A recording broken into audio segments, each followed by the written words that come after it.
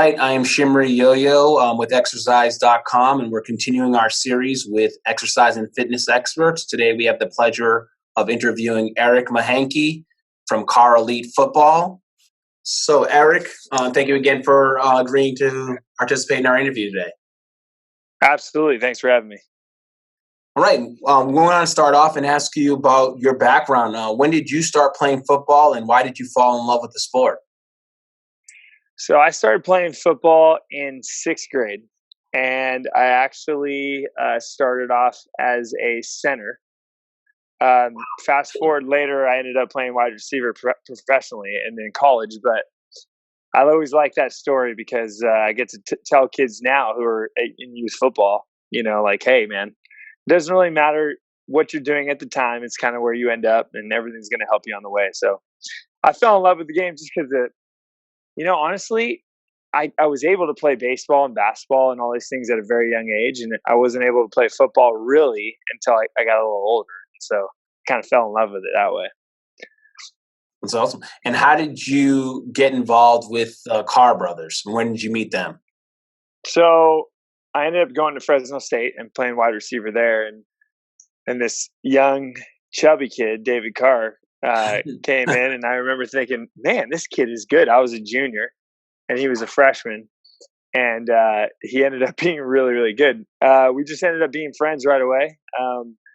And we kind of started hanging out from the get-go. And then eventually, after many years of kind of doing what we do, we, would have little talks about, what we're going to do later on in life. And one of the things that we definitely talked about was, putting together a place like Carr Elite where we could train athletes and help people out. Right. And I could tell from your social media that you have a good sense of humor in your training. You use that a lot with your guys. So how do you make use of that, and how do you incorporate that in your training? So we do definitely like to have a good time. And I think one of the biggest things is this, man. It's like when you're playing sports, especially, I try to ask parents and youth athletes, like, why are you playing sports? And the number one reason should be to have fun. And so we try to keep that instilled in all of our guys, even if they're professional athletes. And so, when it really comes down to it, if you're a professional athlete, it's a business and it's tough. And so training can become arduous, and we like to kind of lighten that load and have some fun with our training. And also just, Dave and Derek are kind of like brothers to me, and so is Darren. And we just, like to have fun and do dumb videos and make people laugh. And so why is it important that you keep that spirit of levity while you train? Because realistically, I think training is more than 50% recovery, food, sleep, that kind of stuff. And then the brain is such a huge thing for training. And if you can have a good mindset, and if you can be in a good mood, then it's been proven that you will have a better outcome. And my job, it doesn't matter how I do it, but my job is to get you to become a better athlete, whatever it is, or a better person. And each day when you come in, if making you laugh and having a good time is part of that work, then that's what we're going to do every day. Okay. Who would you say is the biggest practical joker out of all of you guys, out of you and the Carr brothers? I would definitely say me. But I don't know. Derek is a close second. He's a close second for sure. But yeah, I would say probably me mostly. Okay. For sure. And one word, if you could boil it down to one word, would describe your philosophy of training or how you work. I would say results. And that's kind of what I think every strength coach should really base all of their work on, right? I think sometimes we can get too wrapped up in like the process, but I like kind of what Boyle says. I like to ask why, so that I can get the best result possible. And if there's things along the way that I don't think really help with the result, then I can go another direction. But honestly, it's results, man. I want people to be healthy, and I want people to be on the field or on the court, and I want them to in the off season, get better, set goals, and then reach those goals. And so how do you keep your clients and students motivated to get those results? What we do a lot of the times is, one, like, keep it interesting. Mm. So our training, especially like right now, I have a guy who actually is a baseball player at UCLA, and I'll always ask them, kind of like, I love to hear what's new and what they're doing, that might be kind of groundbreaking. And it was really funny because my guy that came up, Sean Mullen, he was telling me that a lot of the training, especially the football team down at UCLA, they play chess, prior to working out, or they do something to stimulate the brain. That's awesome. So yeah, isn't that cool? And so, for us right now, like, one of our big things is to get the brain stimulated. So I'm always trying to throw in some type of like competition, but not just competition physically, but being able to use your brain and being able to, make quick decisions before we actually go into our actual workout routine. So the staple of it is that keeping it fresh and fun, but at the same time keeping it routine enough to where you're getting better at that exercise or that routine. Cool. So what does a normal day look like for you, if there is such a thing? Okay, so I'm older now. I'm going on 42 for a strength coach. I've been doing this for almost 20 years now, so it's changed a lot. When I first started, it was 5 a.m. till 8 p.m. With a little break in between. But now that I'm getting older, I'm getting more established. A typical day for me is I go in and actually, believe it or not, and I know a lot of other places are the same way, but I have a good foundation of fitness clients that I see every day, and they're kind of the foundation of kind of what Carr has going daily. The athletes are very seasonal, and we have those every day as well. But the typical day for me is I'm going in at 7 a.m. and I'm working with some fitness clients. Then I'm moving into like the athletes. Okay, the athletes, we want them to sleep in a little longer, so their typical workout time to start is probably about 9:30, and then I have a couple of advanced groups right there at 9:30 and 10:30, and then I go into maybe some one-on-ones during the middle of the day with a lunch break, going right back into the after work, after school group training as well. That's with small and large, and then after 5 o'clock, when you got all your working class coming in, trying to get their workout in. I'm usually there till about 7, and we close usually around 8:30. But that's a typical day for me. Pretty much every day. Yeah. What would you say is the biggest misconception about sports performance training? I would say the biggest misconception is the word sports specific training. Mhm. I think there's such a high percentage of athletes that really aren't even close to training for their specific sport, but more along the lines should be training based on their specific body function.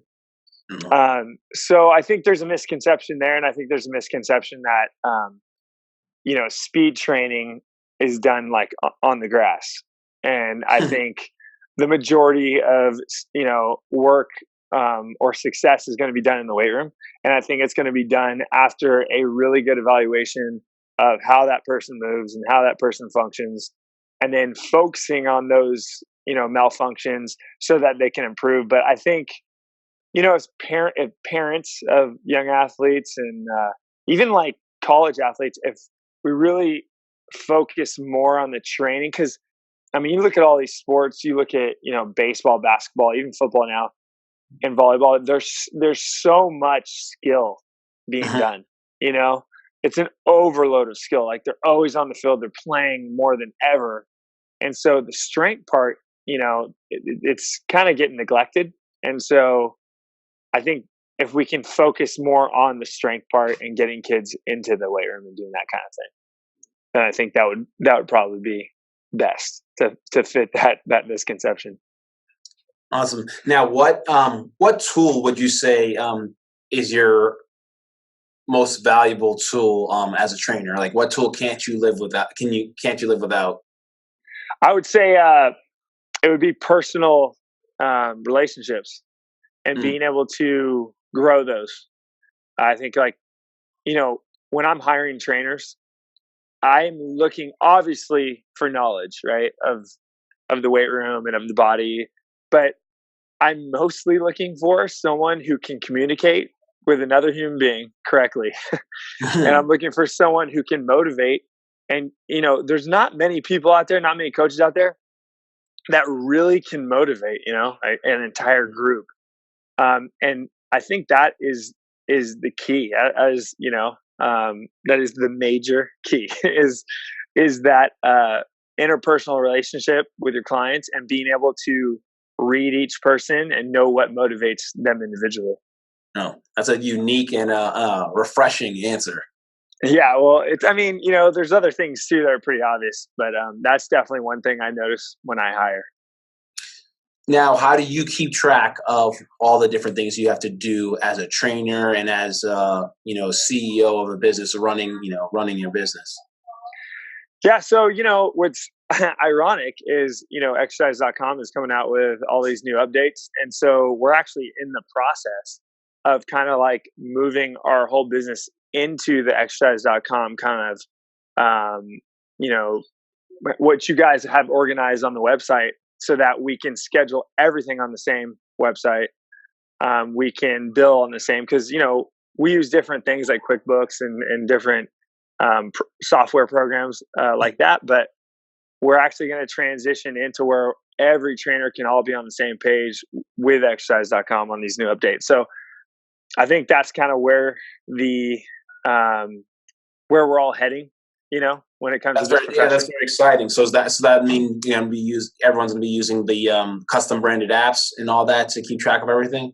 Yeah, so every iPads for when they come in, and putting in information straight into our training.carly.com through exercise.com, and then everything down to the evaluation, and putting the evaluation statistics in, and then scheduling clients. And we're not quite brave enough to let the client schedule, but we are along the lines there, because as of right now, we started off in Dave's garage, and I was just using an iPhone, and so now we're going to spread to a couple of different locations. So now we're actually going to have to really lock down on that part. Okay, and so what are some of the challenges of using software and technology, and what are some of the benefits? Now, obviously, you mentioned a little bit of the benefits, but I'm sure there's some challenges as far as making sure that your staff is trained on how to use the technology and things like that. So speak to that, of how incorporating or integrating technology into the business side of things can be both a challenge and a benefit. Yeah, I tell you what, man, a big challenge is getting clients that aren't used to using their phone and not used to, using technology like that, to be able to get on there and trust that they can put a credit card number in, and it all work smoothly without something happening wrong. That's definitely a big one. And then another one is just being able to transfer, what you've been doing to this. That's always like a con, right? But the pros far outweigh the cons, because the pros is time. When you're able to schedule right there on your phone, right then and there, without having to go through a middle person like a receptionist, and having to contact them and then have them, schedule the person.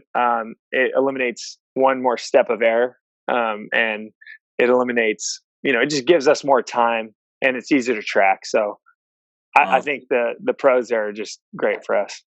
No, that's awesome. Seems like it's increased your ease of doing business, and also provide you a lot more efficient time management. So that's great. Absolutely. I mean, you always, especially in this field, you're always looking to what you can continue to do and do better. And so we want to grow. And so that's awesome. What one exercise should athletes stop doing immediately? Because there's a lot of misinformation out there. A lot of fitness warriors or quote unquote experts on social media and things like that. So what would you say one exercise that they should just completely get out of their repertoire? Gosh, I mean, do you have an hour? No. Honestly, there's quite a few. The burpee comes to mind. But I Amen, brother. really, Amen. yeah, I think I have a hard time with the burpee. Definitely. There's so many things you can do different, right? Um, I always tell coaches, when I meet with them, that say you're a football coach, you definitely never want to punish with an exercise that you would actually want your kids to do to get better. So I never understood like running as a punishment because I want them to sprint. I want them to run and feel good about it and get better. But the burpee has always been an exercise that just never made sense to me, and it's a great punishment. So, yeah, I actually use the burpee as a really dumb punishment that a football coach can use that I would never use in my gym. So, I guess I'll go with the burpee. Great answer. Great answer. And Yeah. I wholeheartedly support it. Okay. Good. I think a lot of people would. Now, obviously, you work with professional athletes. The Carr brothers being two of them, and you train all of them. But is there anyone that has ever left you awestruck with their natural ability while you've been working with their training? Just like, man, Well, that's another level. okay, training wise, I would have to say Tyrone Crawford. Derek's gonna get mad at me. Derek Carr obviously is the most freakish athlete ever. No, I'm just kidding. But Tyrone Crawford, I've been training him since he just got out of high school, like in college, and he's the D lineman for the Dallas Cowboys. Yep. And he, He's I remember him. Nature. He's a freaking nature. Like I'm talking like you're playing knockout, like you're gonna get dunked on knockout. And the dude's like 285 pounds. Like he's big. So he probably is the most freakish athlete kind of lately, and I know a lot of people might get mad at me because I didn't mention them, but I gotta say too, not that I've worked with him a lot, but I actually played a lot of pool basketball with Khalil Mack, and Khalil Mack is definitely, he dunked with me and Dave on his back, so out of the water. So he, in person, he's kind of freakish as well. So I would say those are great answers. Yeah, those are both really talented individuals. That's awesome. Now, how do you recommend athletes for them to stay healthy and fresh? What are some activities that they can do? Because obviously recovery is a big part of training as well. How can they stay fresh? I put a big emphasis on sleep and food. And that Stanford sleep study, the 10-hour sleep study, it was really big as well. And I think, we really can't overlook sleep, man. It's like natural HGH. So, that and food. And so I really stress, getting in at least like 6 to 10 vegetable servings a day, not a month. And I really, emphasize, getting the right amount of protein, water. I'm not a huge supplement fan. I just love, what God has given us and just eating a lot of it. But yeah, I definitely, would say probably get as much sleep as you can and eat right. Now, there's a lot of trainers out there, young trainers, people getting in the business, who want to be able to work with a lot of different people, but also have a goal of theirs to work with pro athletes. So what would be one tip that you would give to an aspiring a trainer who's aspiring to work with pro athletes? An actionable step. Yeah, I would say that, that every trainer who is working with a pro athlete is also working with a whole lot of non-pro athletes. And I would say that you definitely have to get your clientele base up, and the pro athlete is actually, it's really, really fun to work with, but at the same time, that's kind of like just icing on the cake. And I think it's the athletes that, aren't pros are where a lot of your enjoyment comes from. But when going into that, I think you really can't hold anything back with a pro athlete, like maybe afraid to hurt them, that kind of thing. Just be very smart with your programming and just, make sure that you're programming the less risky, exercises. And Mm. I think making sure that you know like their whole injury history, and making sure that they understand where you're trying to go goal wise, because they're just like everyone else, right? They want to get better and they have injuries, and you got to make sure that you don't hurt them, but you need to train them, not train them scared, which is kind of a hard thing to do for a pro athlete. Like that makes a lot of sense, and Yeah, that's good it's tricky. advice. So, Yeah, a couple more questions left here, Eric. yeah. What would you say? What are the differences for you in building a program for an in-person client, and then building a program that's going to be distributed online or through your app to the masses? Yeah, when you're in person, it can be a lot more detailed, and it can change. In the middle of the workout, you can change something. The one thing online is you're going to get a very, very similar workout. You're not going to have as much change Mm. within weeks. So where I might be in person, I might be able to change a workout weekly, and maybe even like switch something up during the week. Online, I'm going to keep you more consistent, and you're going to be doing the same thing for a little bit longer. And I think that's really the only difference.